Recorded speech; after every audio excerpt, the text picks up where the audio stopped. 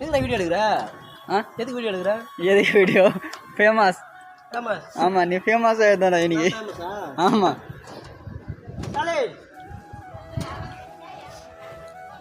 நீ ஃபேமஸ் ஆயிட இன்னைக்கு. ஃபேமஸ்.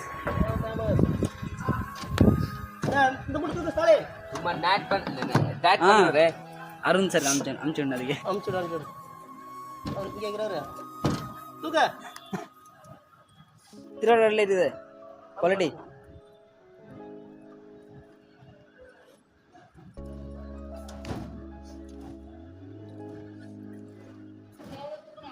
கொஞ்சம் தான் இருக்குது.